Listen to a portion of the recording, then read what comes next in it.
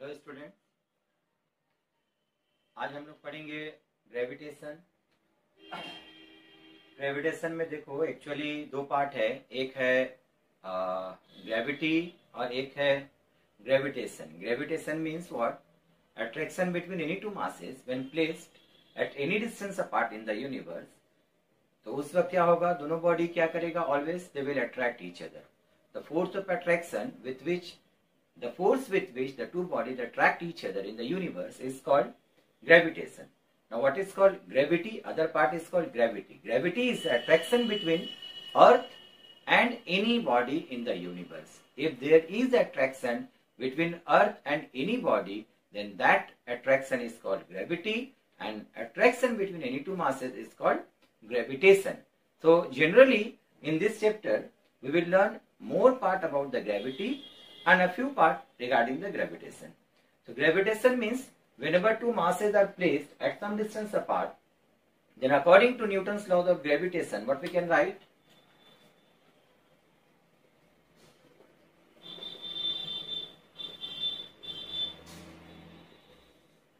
The force of attraction between the two masses when they are kept at any distance apart is directly proportional to each other and inversely proportional to the square of the distance between them. So in combining we can write F equal to G m1 m2 by r square. Here r is the mean distance. This r is called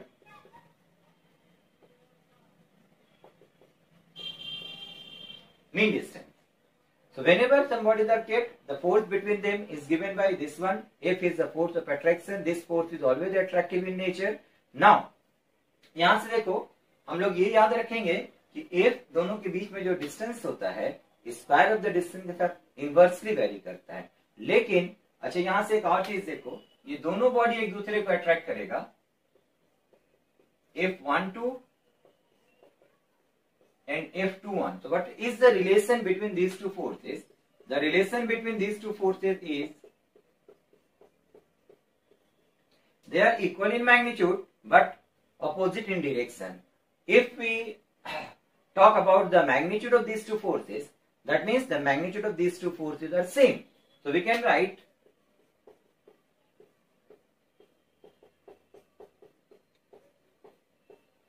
ठीक है। यहां से देखो एक चीज तुम लोगों से पूछता है कि अगर हम लोगों को बोला what is the which force is greater if two bodies are kept at some distance apart, one is heavy other is lighter, तो कौन सा फोर्स ज्यादा होगा? तो दोनों में हम हमेशा याद रखेंगे both the bodies will attract each other with the same magnitude of force. मतलब दोनों का फोर्स हमेशा सेम होगा whatever may be the masses of the two bodies. So in that case we can say the ratio of these two forces will be always equal to 1. F12 या F21 इसका ratio हमेशा कितना आएगा? 1:1. ठीक है। Now देखो if two masses having some radius, two identical masses are kept at some distance apart.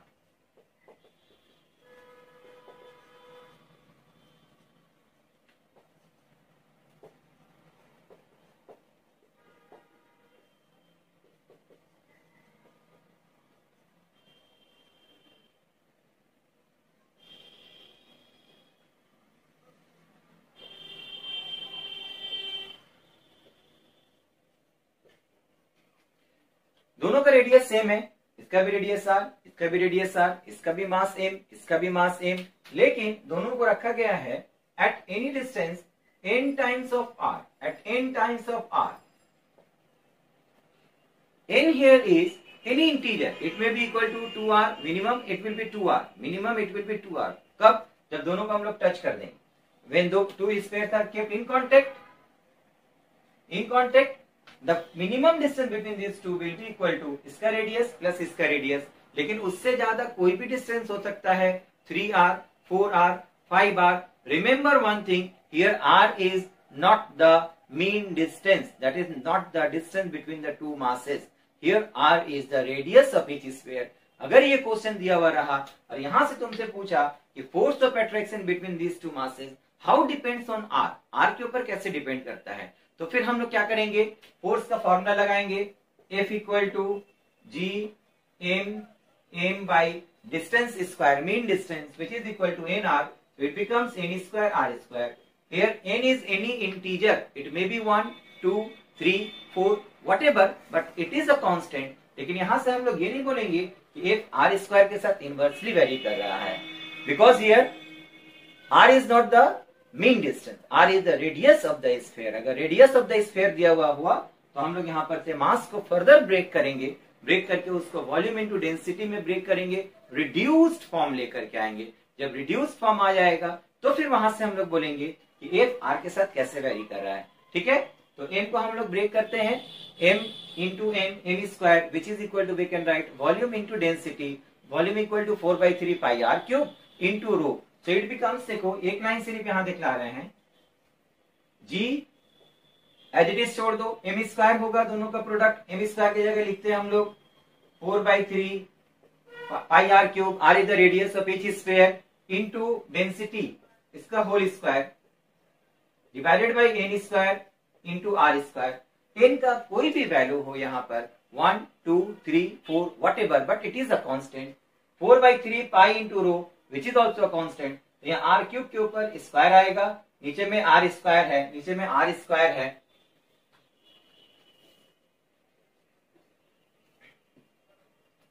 ये are square है. तो यहां से आएगा R to the power 6 by R square, R square cancel हो गया तो आर टू द पावर 4 बचा हुआ है. So here we can write F is proportional to R to the power 4 whatever may be the value of N. अगर तुमको are mean distance दिया हुआ रहेगा तो ऑलवेज याद रखना क्या होगा, F is proportional to 1 by R square. This is the law of gravitation. But if two identical masses of same radii are kept at some distance apart, the distance between the two will be minimum 2 or maximum कुछ भी हो सकता है. In that case, the force between them is directly proportional to the fourth power of the radius. Okay? As for example, हम लोगों को exam में question इस तरह का दिया हुआ था, इस तरह का क्वेश्चन दिया हुआ था, टच करके रखा हुआ है, ये भी आर हो गया, ये भी आर हो गया, तो यहाँ पर n का वैल्यू कितना हो जाएगा, 2 हो जाएगा. तो इससे दूर भी रखा हुआ रह सकता है, इससे मिनिमम इतना डिस्टेंस, मिनिमम तो 2r होगा, है ना. तो अगर मिनिमम 2r होगा, मैक्सिमम व्हाटएवर कुछ भी, लेकिन इन दिस केस f हमेशा याद रखना is directly proportional to the fourth power of the distance, sorry fourth power of the radius of the sphere. Okay, ठीक है.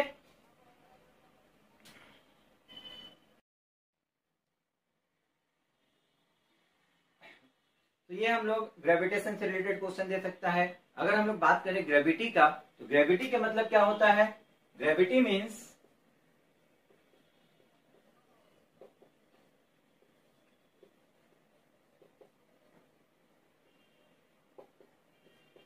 attraction between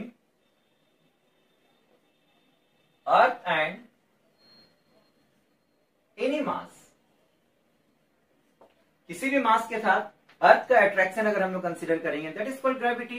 तो in gravity also we can say both the bodies earth and the body will attract each other with the same magnitude of force, है ना. तो अब यहां पर से देखो, अगर अर्थ के साथ किसी बॉडी का अट्रैक्शन कंसीडर करते हैं हम लोग, this is suppose earth, this is any mass, earth का टोटल मास हम लोग ऑलवेज कंसीडर करेंगे at the centre of the mass. तो यहाँ पर ये डिस्टेंस हो गया small R, this is suppose is capital R, radius of the earth, this is the small h, height of the body from the surface of the earth.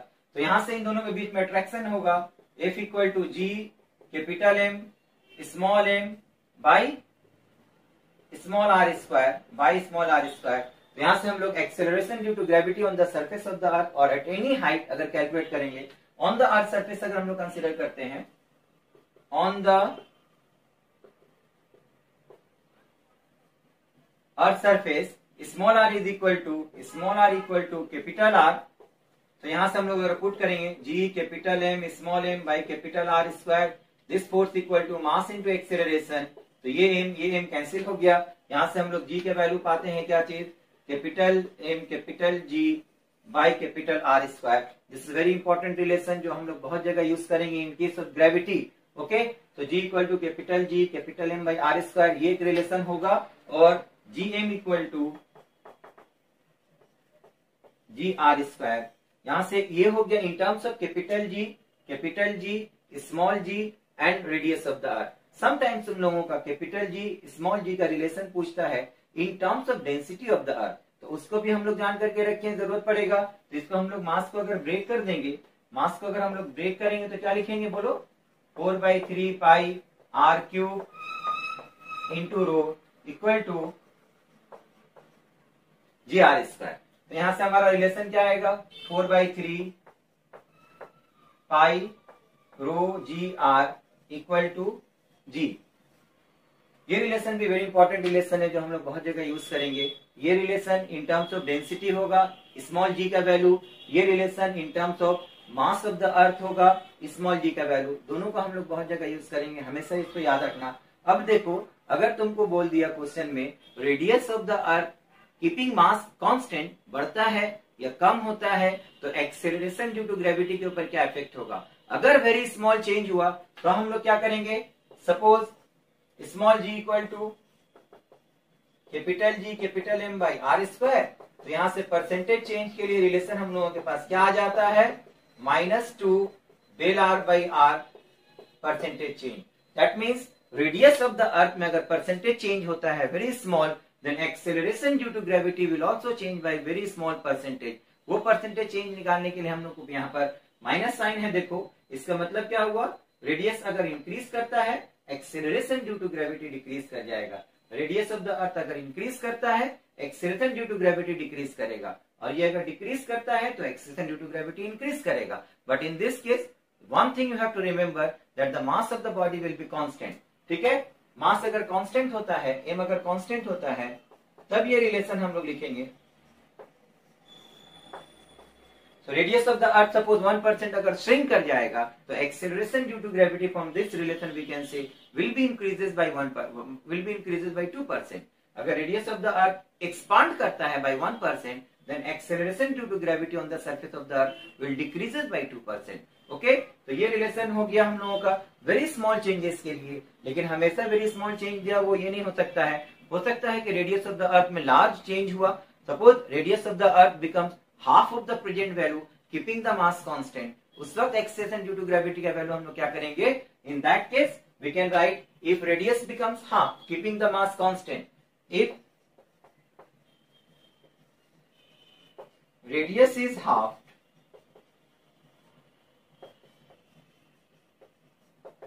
Keeping mass constant, in that case acceleration due to gravity का value कितना हो जाएगा बताओ, जी equal to हम लोग लिखेंगे capital G capital M by R की जगह में r/2 का होल स्क्वायर होगा, this is r/2 whole square. तो ये 4 ऊपर चला जाएगा and it becomes 4 times of g।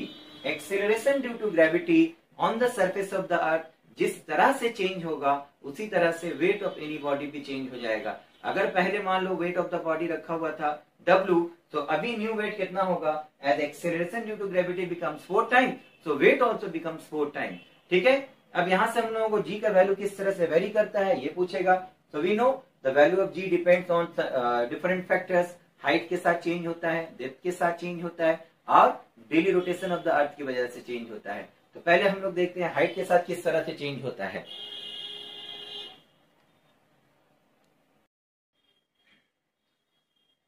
तो देखो variation of g with height कैसे होता है। पहले हम लोग हाइट की वजह से वेरिएशन कंसीडर करें। On the surface of the earth if a body is kept, in that case the acceleration due to gravity is given by g equal to capital Gm by r square. When the body is lifted by some height, it is suppose lifted through a height h, in that case obviously as the distance increases the acceleration due to gravity will also decreases। So suppose the new acceleration due to gravity at any height is given by Gm by capital R plus small r whole square। तो हम लोगों को divide करने से ये relation मिलता है।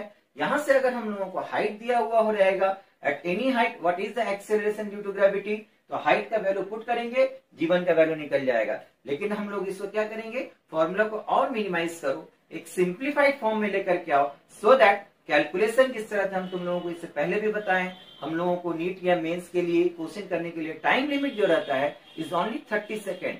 30 second के अंदर हर क्वेश्चन हम लोग सॉल्व करेंगे। किस तरह से सॉल्व करेंगे, देखो अगर हम लोग लेट कर लेंगे h equal to 10 times of r, कभी भी दिया हुआ रहा n times of r, that is 1r, 2r, 3r, 4r, like this. जिस तरह से अगर क्वेश्चन दिया हुआ रहा तो हम लोग सॉल्व कैसे करेंगे? h equal to N R put करो, एन आर पुट करो, यहां से क्या आ जाएगा बोलो?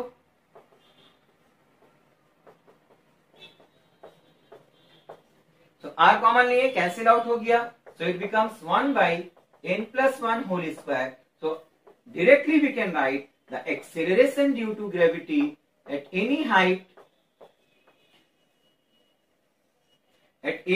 above the surface of the earth is simply given by g1 equal to g divided by n plus 1 whole square. For example, suppose you have given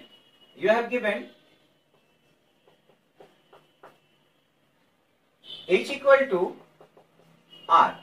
What is the value of acceleration due to gravity at a height equal to the radius of the earth? So what we have get the value of n here in this equation. So n equal to यहाँ पर कितना है? 1 है. Acceleration due to gravity कितना हो जाएगा? इसमें पुट कर दो, इन की जगह 1 पुट कर दो, तो g1 का वैल्यू कितना हो गया? g divided by 4. ठीक है, तो g divided by 4 means what? It is 25% of g. 25% of g. So at what height, question अगर दिया at what height above the surface of the earth the value of acceleration due to gravity becomes 25% of g, then our answer will be equal to the radius of the earth. Suppose तुमको बोल दिया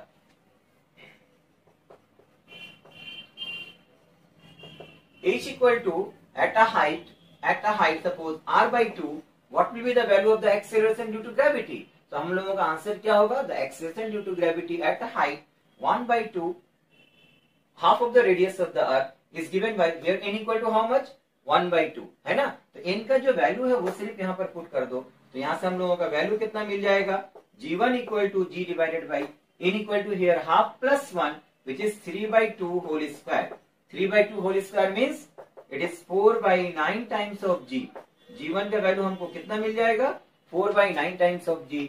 So at any height अगर हमको acceleration due to gravity find करने के लिए देगा, we can directly use the relation. What is the relation? g1 equal to g divided by n plus 1 whole square. You just put the value of n and get the result.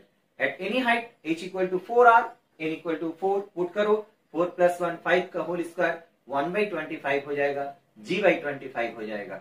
ठीक है, तो यहां से हम लोग for any value g का value निकाल सकते हैं, whatever may be the height. तो देखो अगर रिवर्स क्वेश्चन दिया हुआ रहा कि कितना हाइट ऊपर जाने के बाद the value of acceleration due to gravity becomes 25% of g, or it becomes 49% of g, or it becomes 50% of g, like this. इस तरह का अगर क्वेश्चन दिया हुआ रहा तो उसके लिए हम लोग क्या करेंगे? देखो, if suppose given as g1 equal to p% of g, p is any number, कोई भी नंबर हो सकता है, 25%, 10%, 30%, 40%, whatever.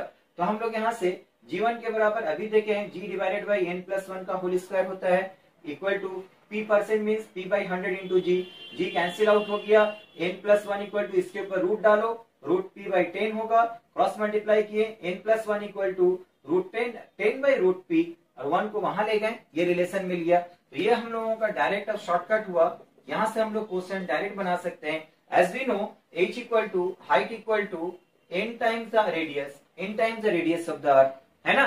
तो अब सपोज हमको क्वेश्चन कुछ भी दिया हुआ है, कितना हाइट ऊपर लेकर के जाना पड़ा, फाइंड करो. अगर g का वैल्यू डिक्रीज करके एनी परसेंटेज दिया हुआ रह सकता है, whatever p equal to, for example p equal to और g1 equal to, suppose g1 equal to 25% of g, 25% of g. Okay, so at what height above the surface of the earth the acceleration due to gravity becomes 25% of g, 25% of g. तो हम लोग क्या लिखेंगे बोलो? यहाँ पर p equal to 25 put करो, n का वैल्यू कितना आया? 10 divided by 5 minus 1 equal to 1, therefore h equal to r. So at a height equal to the radius of the earth the value of acceleration due to gravity becomes 25% of g. दूसरा example लेते हैं. At what height above the surface of the earth value of acceleration due to gravity becomes 36% of g, 36% of g. तो यहाँ पर p का value क्या आया? 36 आया. तो हमारा n का वैल्यू कितना आएगा? 10 डिवाइडेड बाई 36 इज 6 माइनस 1। ठीक है, तो यहां से हम लोगों को क्या मिलता है बोलो, 5/3 माइनस 1, 5, ये 3 लगाएं, कितना मिल गया 2/3। सो हाइट कितना आ जाएगा हम लोगों का, height will be equal to 2/3 of the radius. ठीक है, तो यहां से हम लोगों का h का वैल्यू कितना आ जाएगा, this is h equal to 2/3 into r। ठीक है, तो अगर कभी क्वेश्चन दिया हुआ रहा कितना हाइट ऊपर जाने के बाद acceleration due to gravity reduced कर जाता है, 36% होगा, 25% होगा, 49% होगा, इस तरह का ही क्वेश्चन दिया हुआ रहता है जिसका डायरेक्ट स्क्वायर रूट निकाल सके हम लोग। अच्छा, यहाँ पर एक और चीज देता है, reduces to and reduces by. अगर सपोज दिया हुआ है फाइंड h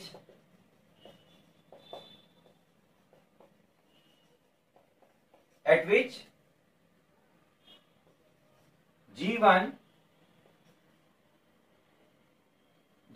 reduces to, इसको कैंसिल कर दो, reduces to और reduces by, the value of G reduces by, the value of G suppose reduces by, ये हम लोग लेते हैं G reduces by 36%, G reduces by 36%, reduces by and reduces to, इसका मीनिंग क्या है, रिड्यूसेस टू का मतलब हम लोग जानते हैं कि फाइनल वैल्यू कितना हो जाएगा, 36% हो जाएगा। लेकिन अगर दिया हुआ रहा रिड्यूसेस बाय 36%, मतलब 36% कमेगा, तो फाइनल वैल्यू होगा कितना, 100 से 36 माइनस कर देंगे हम लोग, तो यहां से हमारा G1 का वैल्यू निकल जाएगा कितना, 100 minus 36 which is equal to 64% of G।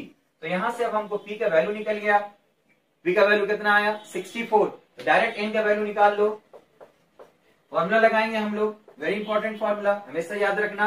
यहां से हम लोग 10 डिवाइडेड बाई p का वैल्यू कितना आया 8 माइनस 1, तो ये आ गया 4, 5/4, तो -1 करेंगे तो कितना आ जाएगा 1/4। n का वैल्यू निकल गया, हाइट कितना हुआ बताओ, n into R, n into R यही होता है ना, n का वैल्यू यहाँ पर लगा दो, h equal to r/4।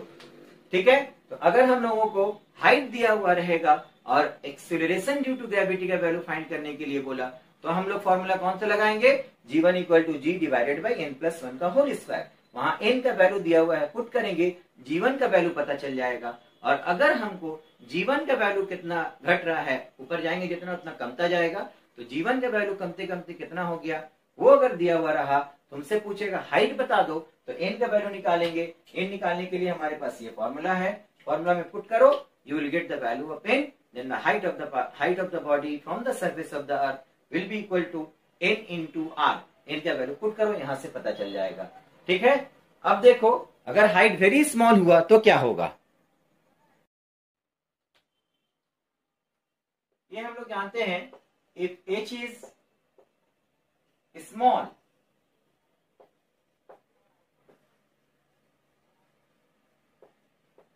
In compare to R, h का वैल्यू r के कंपेरेटिवली अगर बहुत छोटा हुआ, तो फिर हम लोग acceleration due to gravity at any height 1 into 2h/r, g into 1 minus 2h/r, ये फॉर्मूला यूज करेंगे। लेकिन यहाँ एक रेस्ट्रिक्शन है, वो रेस्ट्रिक्शन क्या है याद रखना, रेस्ट्रिक्शन ये हो रहा है कि h का वैल्यू वेरी स्मॉल हुआ तो ही हम इसको यूज कर सकते हैं, अदरवाइज हम लोग ये फॉर्मूला यूज नहीं करेंगे। अदरवाइज तुम लोगों का फॉर्मूला क्या बताएं हम, G1 equal to always use करना G divided by n+1 whole square, where h equal to n times of r। n के टर्म्स में अगर r दिया हुआ रहेगा, हाइट r के टर्म्स में अगर दिया हुआ रहा 1r, 2r, 3r, 4r और r/2, r/3, r/4, r/5, तो सिर्फ n का वैल्यू हम लोग पुट करेंगे इसमें, you will get the value of G1। Okay, और उसका उल्टा क्या बताएं हम लोग, n equal to 10 divided by √p -1। ये कब होगा, जब कितना परसेंट कम हो गया ये दिया हुआ रहेगा तो यूज करेंगे। That equation is valid for any value of h, but there is a restriction, this is valid for only small values of h। ये याद रखना है इसमें। तो ये रिलेशन हम लोग उसी वक्त यूज करेंगे जब very small values of h दिया हुआ रहा। ठीक है, तो यहां से हम लोगों को एक और चीज पता चलता है, देखो weight of any body is given by weight of any body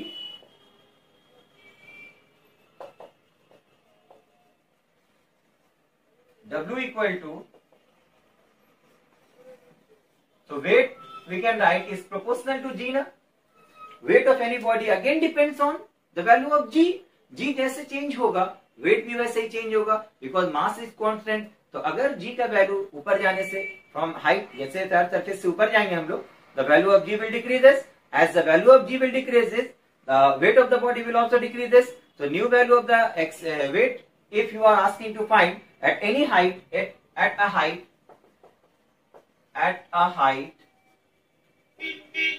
h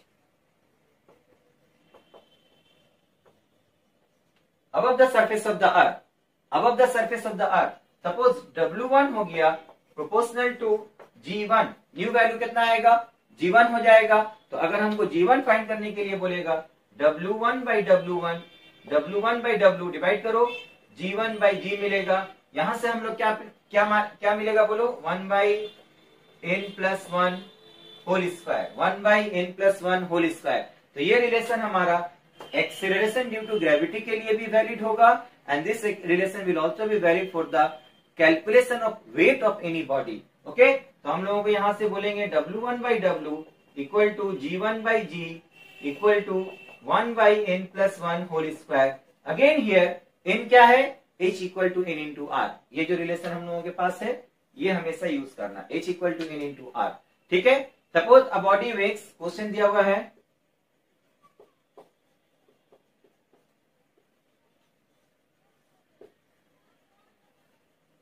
a body weighs 72 kg weight on the earth's surface.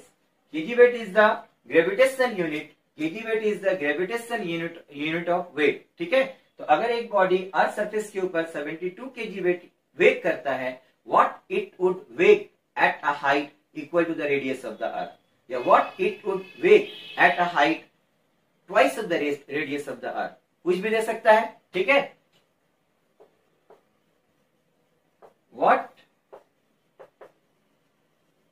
it would weigh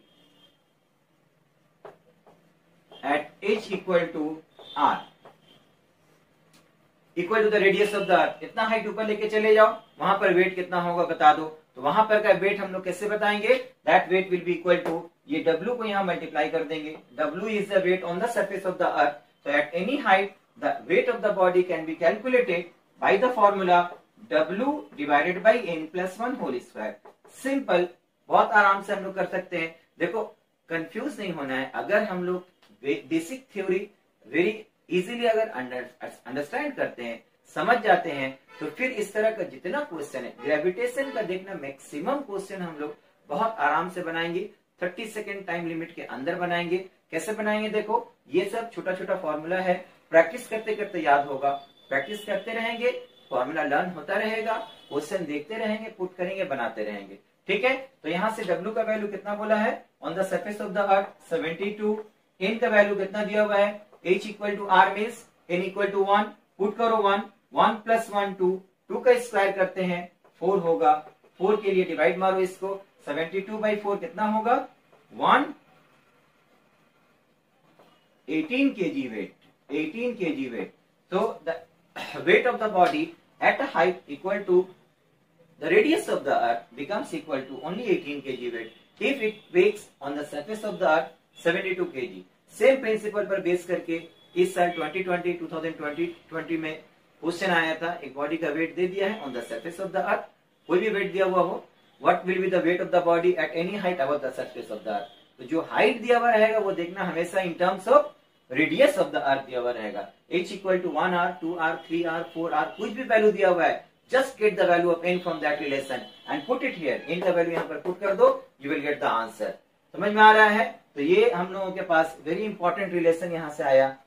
G1 का वैल्यू निकालने के लिए और वेट का वैल्यू निकालने के लिए, as weight depends upon the value of G.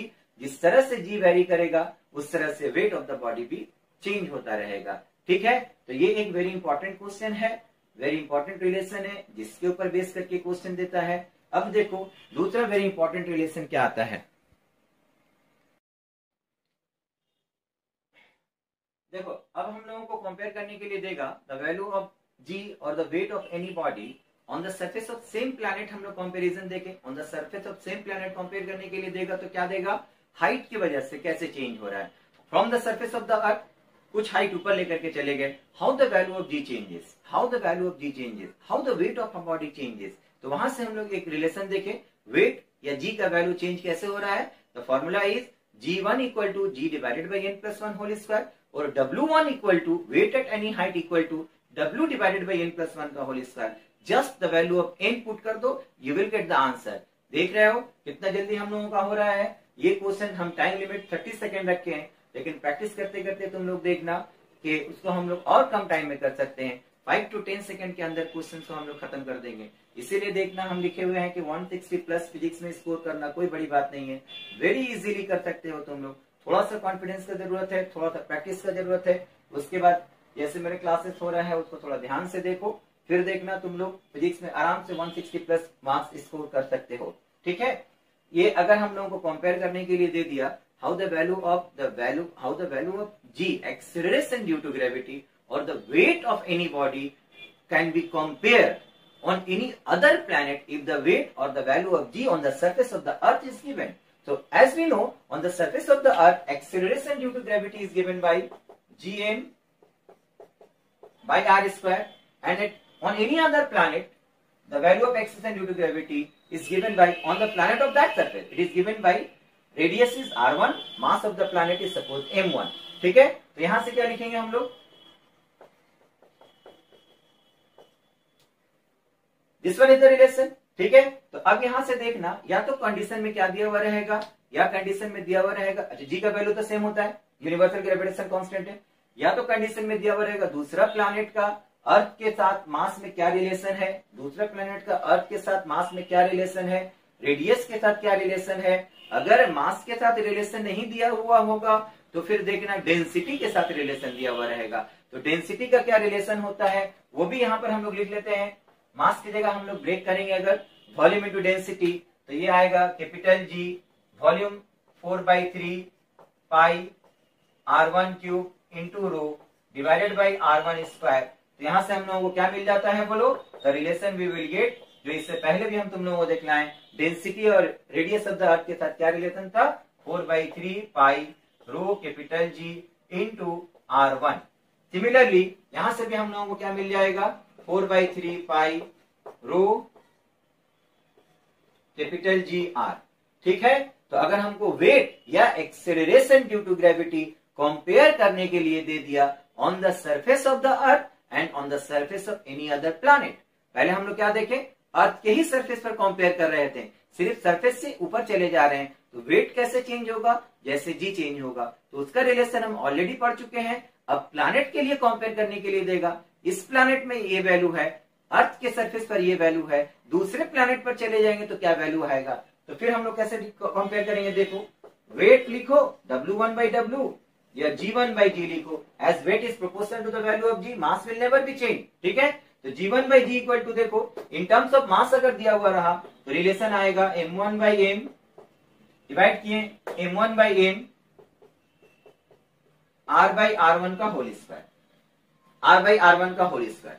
ठीक है, या फिर हम लोगों को क्या दिया हुआ रहेगा, इसी के साथ एक और रिलेशन बना लेते हैं हम लोग। मास अगर नहीं दिया हुआ रहा तो डेंसिटी दिया हुआ रहेगा, अगर डेंसिटी दिया हुआ रहेगा तो हमारा रिलेशन देखो यहां से बनेगा, m1 की जगह हम लोग ये पुट करेंगे। ठीक है, इसको इससे डिवाइड कर दो, हमारा रिलेशन क्या आ जाएगा बोलो, this density suppose ρ1, density suppose ρ1, earth का डेंसिटी रो कंसीडर किए हैं, प्लैनेट का डेंसिटी ρ1 कंसीडर किए, तो रिलेशन हमारा आ जाएगा ρ1/ρ इंटू r1/r।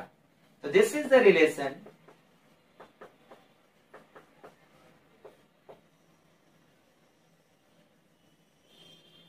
देखो प्रैक्टिस हम लोगों को ये करना है कि हमारा रिड्यूस्ड फॉर्म जो आ रहा है वो प्रैक्टिस करते करते हमेशा याद हो जाएगा। प्रैक्टिस जितना ज्यादा करोगे, रिड्यूस्ड फॉर्म, बेसिक ट्रिक्स जो रहेगा, बेसिक फॉर्मूला जो रहेगा, जिसके ऊपर बेस करके तुम्हारा क्वेश्चन इस तरह का जितना भी है we can solve within 10 to 15 second. कैसे, देखो हमारा acceleration due to gravity on the surface of the earth दिया हुआ है, किसी दूसरे प्लैनेट पर एक्सेलरेशन ड्यू टू ग्रेविटी का वैल्यू कितना हो जाएगा, अगर कैलकुलेट करने को देता है तो G1/G इक्वल टू कितना होगा, मास के टर्म्स में दिया है तो इसको पुट करेंगे, डेंसिटी के टर्म्स में दिया हुआ है तो इसको पुट करेंगे, लेकिन दोनों ही g का वैल्यू, वेट और g डायरेक्टली वेरी करता है। तो वेट का रेशियो जो होगा, g1 का रेशियो यही होगा। सपोज हमको दे दिया है a body weighs 100 newton on the surface of the earth, what it would weigh on the surface of any planet whose mass is double the mass of the earth and radius is double the radius of the earth. Suppose ये देता हुआ है, तो मास को हम लोग यहाँ पर रिप्लेस करेंगे 2m, रेडियस को यहाँ रिप्लेस करेंगे 2r, so it becomes r by 2r, that is 1 by 4, and this is 2m by m means 2. 2 into 1 by 4 is half, so the value of weight becomes w by 2. ठीक है, अगर question इस तरह से देता है हम लोगों का, डायरेक्ट यहां से बनाएंगे। किसी दूसरे प्लैनेट पे चले गए, उसका मास m1 ट्वाइस ऑफ m दिया हुआ है, उसका रेडियस कितना दिया हुआ है, twice of the radius of the earth. तो अगर on the surface of the earth surface पर 100 Newton wait of any body होता है, तो उस प्लैनेट के सरफेस पर कितना होगा बता दो। तो हमारे पास रिलेशन क्या है, मास वाला रिलेशन यूज करेंगे। तो W1 by W equal to M1 by M into R by R1 whole square. तो यहां पुट कर दो, M1 का वैल्यू हो गया 2M, R1 का वैल्यू हो गया 2R, 2R divided by 2R, यहां से कैंसिल हो गया, this is equal to 1 by 2, so W1 will be equal to W by 2। ठीक है, W का पुट करो value, you will get the answer 50 newton. देखो, variation of G due to the depth, depth की वजह से वेरिएशन ऑफ G का formula क्या होता है, इट इज वेरी सिंपल। हम लोग जानते हैं on the surface of the earth acceleration due to gravity अगर D कंसीडर करेंगे, तो D depth below the surface of the earth जाने के बाद acceleration due to gravity decrease कर जाता है। तो एक्सेलरेशन ड्यू टू ग्रेविटी का वैल्यू D डेप्थ अंदर जाने से 1 minus small d by R ये होता है। इसके अंदर कोई रेस्ट्रिक्शन नहीं है कि D का वैल्यू स्मॉल होने से यूज करेंगे या D का वैल्यू लार्ज होने से यूज करेंगे। For any value of D you can use this relation, for any value of D you can use this relation. Okay, तो यहां से देखो एट द सेंटर हम लोगों को क्या बोलेगा, at the center the depth will be equal to r, so the acceleration due to gravity at the center of the earth becomes 0, so any body at the center of the earth becomes weightless because there is no attraction, no gravity at the center of the earth। ठीक है, अगर हमको बोला at what depth below the surface of the earth the acceleration due to gravity becomes 25% of g, यहां से हम लोग बोल सकते हैं d का वैल्यू बढ़ाएंगे कि acceleration due to gravity का वैल्यू क्या होगा, डिक्रीज करेगा। ठीक है, तो अगर हमको बोल दिया find D where G1 becomes 25% of G, 25% of G, तो क्योंकि इस इक्वेशन के अंदर कोई रेस्ट्रिक्शन नहीं है, for any value we can use, for any value of the depth we can use the relation. Direct इसमें पुट कर देंगे हम लोग, G1 का वैल्यू कितना हो गया, 25% of G means G by 4, तो यहाँ पर डायरेक्ट वैल्यू पुट करो, G by 4 equal to G into 1 minus D by R, तो G का वैल्यू यहाँ से कैंसिल आउट हो जाएगा, D by R equal to 1 minus 1 by 4 which is equal to 3 by 4, so D will be equal to 3R by 4। ठीक है, यहाँ से हम लोग डायरेक्ट रिलेशन निकाल सकते हैं। at what depth the value of acceleration due to gravity becomes 25% of G, direct put करेंगे इसमें, because there is no restriction in this equation कि D का वैल्यू कम होगा तो यूज करेंगे, D का वैल्यू ज्यादा होगा तो यूज करेंगे, for any value you can use this relation. ठीक है, डायरेक्ट हम लोग यहां से सॉल्व करके इसका वैल्यू निकाल सकते हैं। लेकिन अगर हाइट की बात दी हुई होगी, अगर हाइट के बारे में दिया हुआ होगा कि हाइट दिया हुआ है, तो हाइट वेरी स्मॉल रहने से ही हम लोग G का value 1 minus 2h by R वाला फॉर्मूला यूज करेंगे। Otherwise G1 equal to G divided by n plus 1 का होल स्क्वायर हम लोगों के पास फॉर्मूला है, डायरेक्ट उससे बना लेंगे। ठीक है, सपोज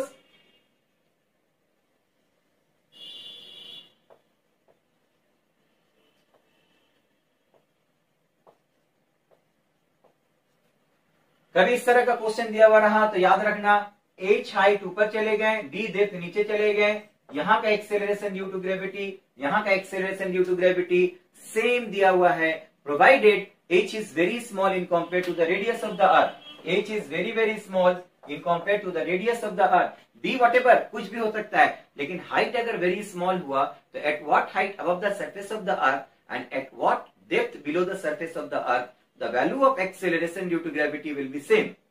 अगर value of acceleration due to gravity same होगा तो वेट ऑफ एनी बॉडी भी सेम होगा। तो उस हाइट और डेप्थ के बीच में क्या रिलेशन है, तो रिलेशन के लिए हम लोग क्या करेंगे बोलो, G1 इक्वल टू हम लोग जानते हैं G into 1 minus 2h by R, और G2 इक्वल टू डेप्थ के लिए जानते हैं G into 1 minus d by R. अगर G1 और G2 का वैल्यू सेम हो जाएगा तो 2h का वैल्यू d के वैल्यू के साथ भी सेम हो जाएगा। तो यहाँ पर हम लोग हमेशा याद रखेंगे, अगर G1 का वैल्यू G2 के बराबर है देन डेप्थ जो है ट्वाइस ऑफ द हाइट के बराबर होगा। ये रिलेशन ऑलवेज यूज करेंगे, depth is twice of height. Suppose तुमको बोल दिया at the bottom of a mine, at the bottom of a mine a body weighs same, a body has same weight as that of at the top of a मीनार। ठीक है, suppose हम लोग Eiffel tower के ऊपर चढ़ गए हैं, वहां पर जाकर के देखें जो वजन था, जो वेट था, वही वेट हम लोगों का कहां पर है, कोयले के कान में चले गए हम लोग, बहुत अंदर चले गए हैं। वहां पर जाने के बाद देख रहे हैं वेट ऑफ द बॉडी हमारा सेम हो गया, wait of the body same. ठीक है, तो वेट सेम अगर हो गया तो इसका मतलब कंडीशन क्या हुआ, जी का वैल्यू सेम होगा, because weight depends upon the value of G. अगर जी का वैल्यू सेम होगा तो हमारे पास रिलेशन क्या हो गया, depth will be twice of the height. अगर डेप्थ ऑफ द माइन दिया हुआ 40 मीटर तो height of the Eiffel tower क्या हो जाएगा, कोई भी मीनार हो सकता है, एफिल टावर की जगह किसी और टावर पर चढ़ जाओ, कोई बात नहीं है, क्या हो जाएगा बोलो, डेप्थ अगर 40 मीटर है तो हाइट कितना होगा 40/2। अगर हाइट ऑफ द मीनार दे दिया है तो डेप्थ यहां से निकाल सकते हैं। तो this is the relation from which, but this is remember for small value of H it can be applicable, for large value of H we can not use this relation. तो यहां से इस रिलेशन से हम लोग direct relation निकाल सकते हैं, डेप्थ दिया हुआ है, हाइट बता दो, हाइट दिया हुआ है, डेप्थ बता दो, डायरेक्ट पुट करेंगे आंसर निकल जाएगा। ठीक है, इस तरह से बहुत सारा शॉर्ट ट्रिक्स ग्रेविटेशन के अंदर भरा पड़ा है। अगर थोड़ा सा ध्यान के साथ हम लोग इसको बनाएंगे तो फिर देखना ग्रेविटेशन तुम लोगों को बहुत इजी लगने लगेगा। इसका हर एक क्वेश्चन हम लोग 10-20 सेकेंड के अंदर आराम से कर पाएंगे। ठीक है, चलो देखते हैं आगे और क्या है। Gravitational potential and gravitational potential energy. तो ग्रेविटेशनल पोटेंशियल का क्या मतलब होता है, किसी भी मास के लिए अगर हम लोग एक ग्रेविटेशनल फील्ड होता है, किसी भी मास को अगर हम लोग रखेंगे तो उसके अराउंड एक ग्रेविटेशनल फील्ड होगा। ठीक है, तो वो ग्रेविटेशनल फील्ड का एक्सटेंशन कहां तक होता है, हम लोग जानते हैं यहाँ पर जितना भी फील्ड पढ़ेंगे, चाहे ग्रेविटेशनल फील्ड पढ़ लो, इलेक्ट्रिक फील्ड पढ़ लो, मैग्नेटिक फील्ड पढ़ लो, हर फील्ड का एक्सटेंशन कहां तक होगा, अप टू इंफिनिटी होगा। ठीक है, हर फील्ड का एक्सटेंशन कहां तक होगा, अप टू इंफिनिटी होगा। But this is the mathematical concept only, practically किसी भी फील्ड का एक्सटेंशन अप टू इंफिनिटी नहीं होता है। ग्रेविटेशनल फील्ड का थोड़ा ज्यादा होगा, लेकिन इलेक्ट्रिक एंड मैग्नेटिक फील्ड का बहुत कम होता है। लेकिन फिर भी हम लोग मैथमेटिकल कॉन्सेप्ट ये पकड़ेंगे कि एक्सटेंशन कहां तक होगा, अप टू इंफिनिटी होगा। ठीक है, तो एक मास रखा हुआ है, उसके अराउंड एक फील्ड हुआ, कहां तक फील्ड हुआ, अप टू इंफिनिटी। तो उस फील्ड के अंदर हम लोग अगर किसी दूसरे मास को लेकर के आएंगे तो some work is to be done. ठीक है, तो वो जो वर्क डन होता है, that work done will be stored within the system of the masses, that in the form of potential energy. तो हम लोग अगर सपोज यहाँ एक फील्ड रखा हुआ था, एक मास रखा हुआ था m1, इंफिनिटी से एक मास को लेकर के आए, ला करके यहाँ पर प्लेस किए m2, कितने डिस्टेंस में, r। तो इनिशियल उनका डिस्टेंस कितना था बोलो, इंफिनिटी था। m1 is the mass for which the gravitational field is created around it. उस ग्रेविटेशनल फील्ड में बाहर से एक मास को लेकर के आए, अंदर ला करके यहाँ रखे, तो वहां से यहाँ आने में जो वर्क होता है, that work will be stored within the system of these two masses in the form of potential energy. And that potential energy का फॉर्मूला हम लोग जानते हैं, U equal to minus G m1 m2 by R, minus G m1 m2 by R. ठीक है, अगर इन्हीं मास को लेकर के आते हैं, इंस्टीड ऑफ इन्हीं मास को लेकर के अगर हम आते, इंस्टीड ऑफ इन्हीं मास की जगह अगर एक यूनिट मास को लेकर के आते हैं, instead of m2 unit mass को फील्ड के बाहर से फील्ड के अंदर लेकर के आए, इन दैट केस जो वर्क डन करना पड़ेगा, that work done is known as potential, gravitational potential, है ना।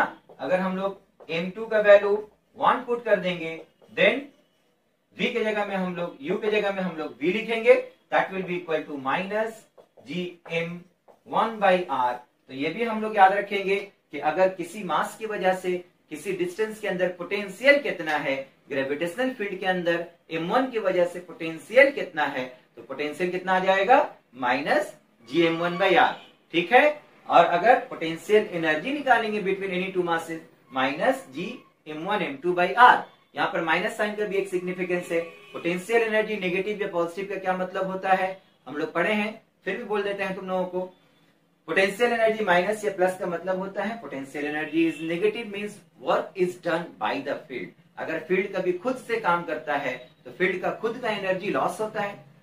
मेरे पास है, हम काम करने गए, एनर्जी मेरा लॉस हो रहा, फील्ड खुद से काम किया, फील्ड का एनर्जी लॉस हुआ।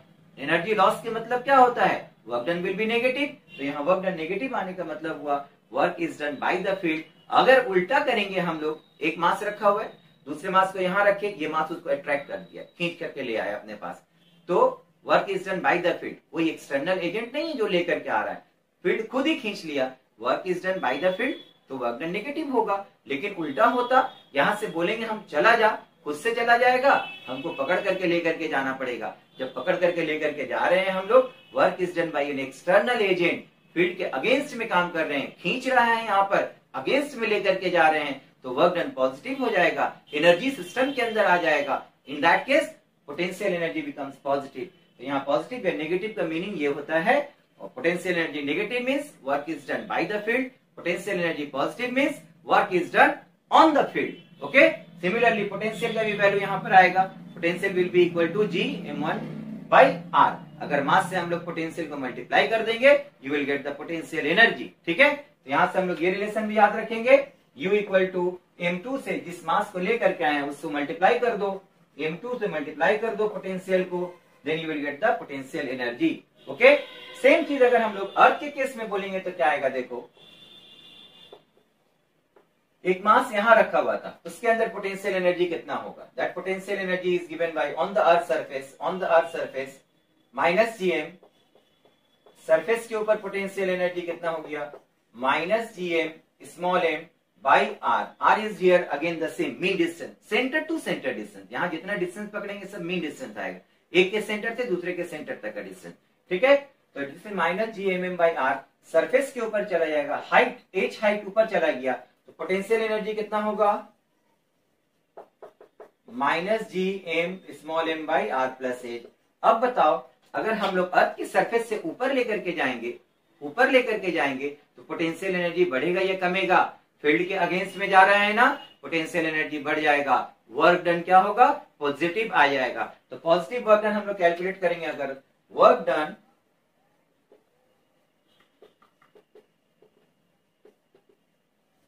इन lifting the body equal to gain in potential energy, कितना पोटेंशियल एनर्जी बढ़ गया, जितना पोटेंशियल एनर्जी बढ़ गया वही तो वर्क डन है। तो वर्क डन अगर कैलकुलेट करने के लिए बोलेगा, we have to calculate the gain in potential energy, and gain is always calculated by change in potential energy, that is final minus initial. Final ज्यादा होगा तभी तो गेन हुआ है, फाइनल से इनिशियल को सब्ट्रैक्ट कर देते हैं, फाइनल ये है, इनिशियल ये है, सब्ट्रैक्ट करने के बाद हमारे पास जो फॉर्मूला आएगा वो फॉर्मूला ये रहेगा, देखो g capital M small m common ले लेंगे, 1/r minus 1/r plus h, ये आएगा। अगेन अब हम लोग इसको क्या करते हैं, एक रिड्यूस्ड फॉर्म में लेकर के आते हैं। क्या रिड्यूस्ड फॉर्म है, हाइट दिया हुआ होगा, ग्रेविटेशन चैप्टर में जब भी देखो कोई भी क्वेश्चन दिया हुआ है, हाइट अगर इन terms of the radius of the earth दिया हुआ है तो समझ लो कि वो क्वेश्चन बहुत छोटा होने वाला है, उसके लिए एक शॉर्ट ट्रिक आने वाला है। यहाँ पर भी शॉर्ट ट्रिक आएगा, कैसे आएगा, देखो h इक्वल टू अगर हमारे पास n टाइप्स ऑफ r दिया हुआ है, h equal to n r put करो, r यहाँ से कॉमन आएगा, बाहर चला आएगा, तो g into capital M equal to क्या लिखेंगे हम लोग, g इंटू r स्क्वायर। तो नीचे का एक r कैंसिल हो गया, यहाँ पर बच गया mgr, यहाँ पर बच गया 1 माइनस 1/n+1, एलसीएम ले लो, सिंप्लीफाइड फॉर्म आएगा n/n+1 mgr। This is gain in potential energy और वर्क डन। अब कभी क्वेश्चन तुम लोगों को दिया हुआ रहा, calculate the work done when a body is lifted through a height equal to the radius of the earth. Calculate the work done when a body is lifted through a height twice of the radius of the earth. What is the gain in potential energy if a body is lifted through a height half of the radius of the earth from the surface of the earth? Then you can always calculate the value just knowing the value of n. n क्या है? n हमारा दिया हुआ होगा, बता दो n क्या है. अगर n का वैल्यू कैलकुलेट करेंगे, सपोज हम लोग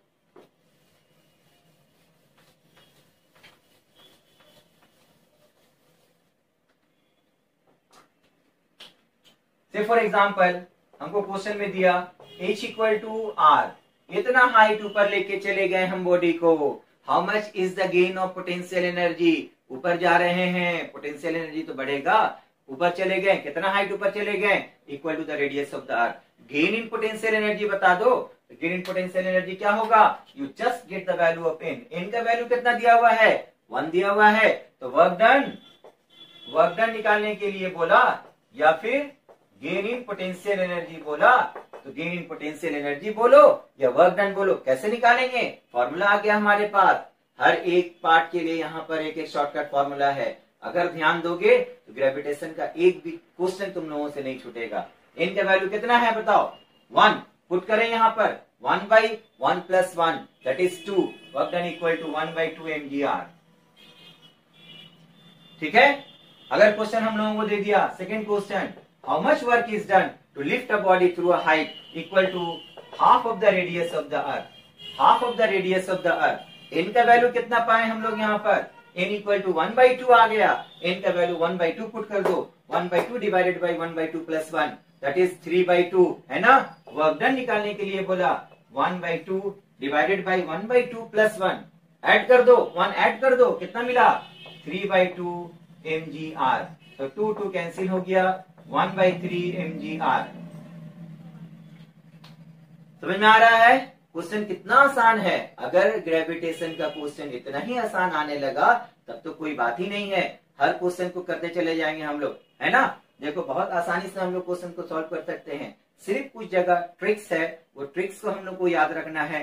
एन के फॉर्म में जहां क्वेश्चन चला आया तो समझ लो कि क्वेश्चन बहुत आसान होने वाला है. एन का जस्ट वैल्यू पुट करेंगे, you will get the answer.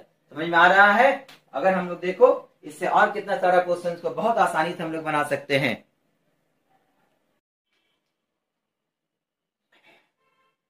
Suppose अर्थ दिया हुआ है from the surface of the अर्थ. अगर तुम लोगों को बोला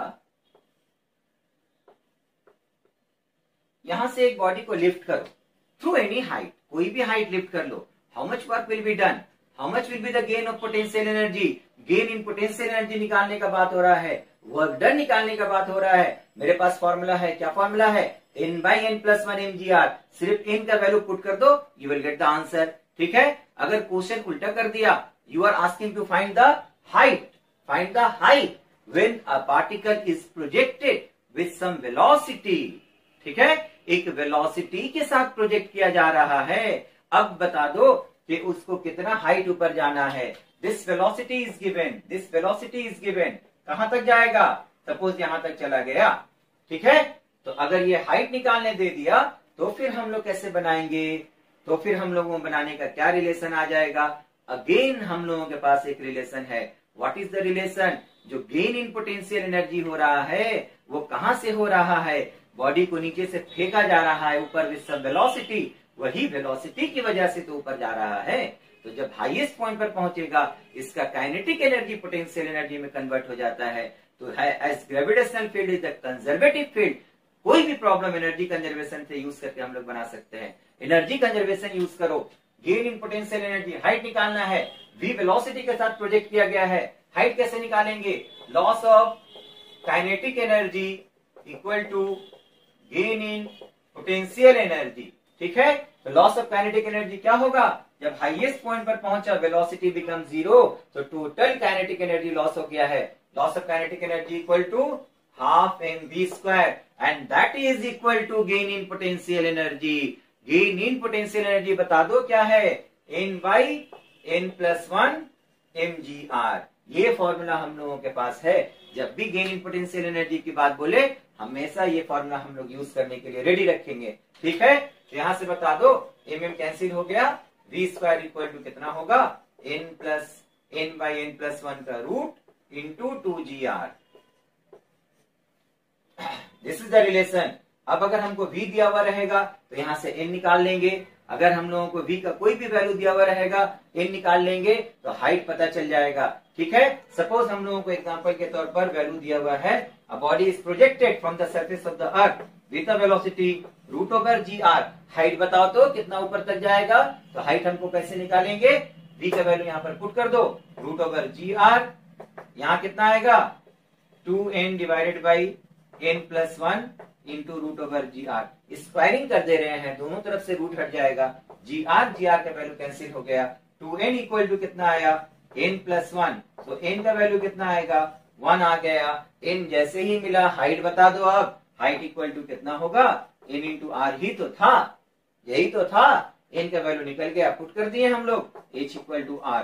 तो कितना हाइट जाएगा, that height will be equal to the radius of the earth. तो यहाँ जो भी स्पीड दिया हुआ होगा, जो भी स्पीड दिया होगा यहाँ पुट कर देंगे, you will get G R, both side से कैंसिल हो जाएगा, just get the value of n and you will get the answer. ठीक है, समझ में आ रहा है। अगर हम लोगों को क्वेश्चन दिया, यही question in terms of v मान लो, v वेलोसिटी के साथ प्रोजेक्ट किया गया है from the surface of the earth, what is the maximum height attained by the particle, then also we can solve the problem just getting the value of n। n का value यहाँ से पता लगाओ, n अगर निकल जाएगा, n का value यहाँ पर पुट कर दो, हाइट भी पता चल जाएगा। ठीक है, सपोज हमारे पास रिलेशन, डायरेक्ट रिलेशन यूज करेंगे हम लोग, v square equal to n/n+1 2gr। ठीक है, तो n+1 इक्वल टू कितना आ जाएगा, n+1 इक्वल टू आ जाएगा, क्रॉस मल्टीप्लाई किए n इंटू 2gr/v स्क्वायर। ठीक है, तो हमको n का वैल्यू निकालना है, n वहां लेकर के जाओ, n कॉमन ले लेंगे हम लोग, क्या बचा हुआ रहेगा 2gr/v स्क्वायर -1 इक्वल टू 1, तो n becomes equal to v square divided by 2g square minus v square. ठीक है, अगर हम लोग यहां से क्वेश्चन में दिया हुआ रहेगा, ये क्वेश्चन एग्जाम में आया हुआ है, ये क्वेश्चन एग्जाम में आया हुआ है, v square, v is the velocity with which a particle is projected from the surface of the अर्थ, कितना हाइट तक जाएगा, हाइट बता दो, तो हाइट इक्वल टू क्या होता है n इंटू r होता है। ठीक है, तो हमको तो n का ही वैल्यू चाहिए ना, n कैसे निकालेंगे, we have the relation v equal to this one, squaring both side कर दिए हम लोग, तो v स्क्वायर इक्वल टू कितना हो जाएगा n/n+1 2gr, n/n+1 2gr, तो n+1 क्रॉस मल्टीप्लाई किए यहाँ पर n+1। ठीक है, n+1 इक्वल टू कितना आ जाएगा, v स्क्वायर को यहाँ लेकर के आओ, n को वहां ले जाओ, n कॉमन ले लिए, 2gr/v स्क्वायर -1 इक्वल टू 1 बचा, तो n का वैल्यू कितना आया, एलसीएम ले लो v स्क्वायर, यहाँ चला गया, तो v square divided by 2gr minus v square. तो what is the value of height, height क्या होगा, n इंटू r ही तो होगा, n का तो वैल्यू निकल गया, r से मल्टीप्लाई कर दो, v square r divided by 2gr minus v square. ठीक है, तो इस तरह से हम लोग क्वेश्चन को इस तरह से सॉर्ट आउट करेंगे। इस तरह का क्वेश्चन जितना भी रहेगा ग्रेविटेशन का, ईच एंड एवरी प्रॉब्लम हम लोग 10 से 20 सेकंड के अंदर उड़ा करके रख देंगे। बहुत सारा ट्रिक्स इसमें भरा पड़ा है, इस तरह से देखना, जितना क्वेश्चन आएगा सिर्फ n के टर्म्स में हम लोग कन्वर्ट कर देंगे। n का वैल्यू क्या है, n का वैल्यू पुट करो, आंसर निकालो, कोई बड़ा कैलकुलेशन का जरूरत नहीं है। जितना बड़ा से बड़ा क्वेश्चन आएगा सबको हम लोग कंप्रेस करके छोटा करेंगे। ठीक है, यहाँ आज हम लोग यहीं पर आज क्लास यहाँ तक रखते हैं। इसका नेक्स्ट लेक्चर भी हम तुम लोगों को देंगे, नेक्स्ट पार्ट इसका देंगे। अगर ये क्लास तुम लोगों को अच्छा लगा हुआ हो तो इसको जरूर लाइक करना, सब्सक्राइब करना, दोस्तों के साथ शेयर करो, जितना ज्यादा से ज्यादा बच्चे इसको जान पाए, इसका लाभ उठा पाए, ताकि हम और ज्यादा से ज्यादा वीडियो तुम लोगों के लिए बना सके और ज्यादा से ज्यादा तुम लोग भी लाभ उठा पाओ। ठीक है, तो इसके लिए हम लोगों को कोशिश करेंगे कि हमारा चैनल को सब्सक्राइब करना, लाइक करना, शेयर करना। ठीक है, ताकि हम और तुम लोगों का जो रिक्वायरमेंट्स हो, जहाँ पर फिजिक्स से प्रॉब्लम हो, जरूर भेजना, कमेंट से माध्यम से हमको बताना कि क्लास हमको कैसा लगेगा और क्या इंप्रूवमेंट करने का जरूरत है, ताकि तुम लोगों को फिजिक्स में मार्क्स उठाने के लिए हम जितना हेल्प कर सके करेंगे। और जरूर तुम लोगों का मार्क्स इतना 160 से ऊपर आएगा, 170 तक मार्क्स ला सकते हो, 180 तक मार्क्स ला सकते हो। Nothing is impossible. ठीक है, impossible itself is I am possible. तुम हाथ बढ़ाओ, आगे बढ़ो, जरूर तुम लोगों को कामयाबी मिलेगा। ओके, आज यहीं तक के लिए रखते हैं हम लोग वीडियो। नेक्स्ट वीडियो हमारा बहुत जल्द आएगा।